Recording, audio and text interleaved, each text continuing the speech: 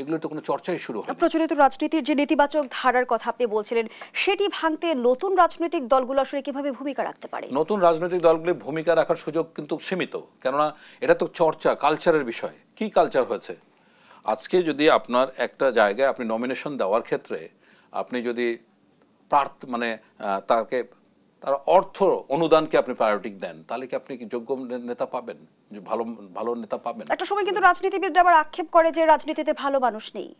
রাজনীতিতে ভালো মানুষ নাই, ভালো মানুষ আসবে না। ভালো মানুষ তো এখন নির্লিপ্ত হয়ে গেছে। তারা আসলে রাজনীতি একটা ভয়ঙ্কর ক্ষেত্র হয়ে গেছে। এখানে কোনো ভদ্র মানুষ এখন আসতে চাচ্ছে না। দেখুন ৭২ সালে যে পার্লামেন্ট, সেখানে ব্যবসায়ী ছিল ১৭%, আর ২৪-এ পার্লামেন্টে ছিল ৬৭%। মানে যার টাকা আছে সেই রাজনীতিবিদ, সেই সবচেয়ে জ্ঞানী মানুষ, সেই সবচেয়ে বড় নেতা, ইত্যাদি ইত্যাদি। আমাদের এখানে আমরা একটা স্বপ্ন দেখছি, আমরা চিন্তা ভাবনা করছি যেভাবে, যে আমরা এক্ষেত্রে নমিনেশনের ক্ষেত্রে আমরা জেলা ভিত্তিক যাব। ওই জেলার কয়েকজন মানুষ একদম সৎ, নির্মোহ, যারা হয়তো সরাসরি রাজনীতি করবেন না, তারাই প্রার্থী নির্বাচন করবেন। আমি দলের চেয়ারম্যান, আমার দলে যদি আমার থেকে কেউ যোগ্য প্রার্থী থাকে, আমি তাকে আমার আসন ছেড়ে দেব, এবং এখানে তাকে ১ টাকাও খরচ করতে হবে না। এবং আমাদের দলের কিছু আমরা ব্যতিক্রমধর্মী জিনিস করার চেষ্টা করছি। যেমন আমাদের একটা এথিক্যাল কমিটি আমরা করছি। এখানে ১০-১২ জন ১৫ জনের একটা কমিটি থাকবে, যারা যে কোনো বিষয়কে নৈতিকভাবে বিচার বিশ্লেষণ করে এটা ওয়ার্কিং কমিটিতে দেবে, এবং তাদের এই কথা, তাদের দর্শন, তাদের স্ট্র্যাটেজি অনুযায়ী আমাদের দল পরিচালনা আমরা করতে চাই। আপনি যদি চান, আমাদের যে যার চাহিদা আমরা যে ক্রাইটেরিয়া সেট করেছি যোগ্য প্রার্থীর জন্য, তার মধ্যে হচ্ছে শিক্ষিত, প্রথম, সৎ, দেশপ্রেমিক, কর্মজীবন মোটামুটি কলঙ্কমুক্ত। একেবারে কলঙ্কমুক্ত পাওয়া যাবে না। তার আগ্রহ আছে এবং তার জনগণের সাথে যোগাযোগ আছে। এই ছয়টা পদ্ধতিতে আমরা আমাদের দলের জন্য যোগ্য প্রার্থী খোঁজার চেষ্টা করছি, এবং এতে যদি আমাদের ১০, ১৫, ২০ জন আমরা পাই, আমরা ২০টা সিটেই পার্টিসিপেট করব, ৩০০ সিটে আমরা পার্টিসিপেট করব না।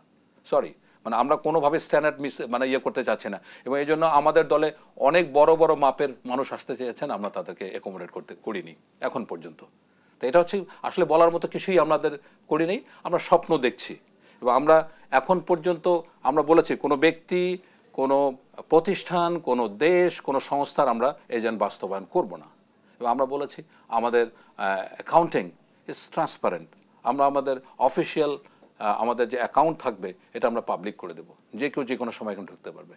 তো আমরা এটা আপনাকে নিশ্চিত করতে চাই। এখন পর্যন্ত কেউ কখনো প্রশ্ন তুলতে পারবে না আমাদের সংগঠন, আমাদের আর্থিক ম্যানেজমেন্ট, এবং আমাদের যে প্রার্থী নির্বাচনের ক্ষেত্রে আমাদের যারা আমাদের সাথে এখন পর্যন্ত আছেন, আমরা আত্মপ্রকাশে অনেকে তারা কথা বলেছেন, এখন পর্যন্ত কেউই কারো বিরুদ্ধে কোনো ধরনের অভিযোগ আনতে পারে না। আমাদের নীতিগতভাবে আমাদের সিদ্ধান্ত হয়েছে, প্রাথমিক সদস্য নেওয়া থেকে শুরু করে যদি সে সর্বোচ্চ পর্যায়ে যায়, দেশের প্রধানমন্ত্রীও হন কোনো সময়, এবং তার বিরুদ্ধে যদি কোনো বড় ধরনের অভিযোগ, নৈতিক স্খলন জাতীয় কোনো কিছু আমরা পাই, তাৎক্ষণিক তাকে আমরা দল থেকে বহিষ্কার করব। এটাই হচ্ছে আমাদের প্রত্যয়। এখন এই কথাগুলি শুধুমাত্র বলার কথা, এখনও যতক্ষণ আমরা, এবং এটা ঠিক, যদি আমরা ৫ বছর ৭ বছর বা থাকতে পারি, তাহলে এর মধ্যে মানুষ বুঝে যাবে আমরা যা বলতে চাচ্ছি তার সাথে আমাদের কাজের বা কর্মের কোনো বৈপরীত্য আছে কিনা। তৎক্ষণাৎ জনগণ আমাদেরকে ছুড়ে দেবে, জনগণ বিচার করবে। জনগণ যে ছুড়ে দিবে এই অধিকারটা তো জনগণের থাকে না। কিছুদের পরে যখন যে দলটা ক্ষমতা আসে, সে এমনভাবে বিষয়টাকে স্বৈরাচারিতার ফেলে দেয়, জালে ফেলে দেয়, যে জনগণের আর ওই বিচার করার ক্ষমতা কোনোদিনে থাকে না।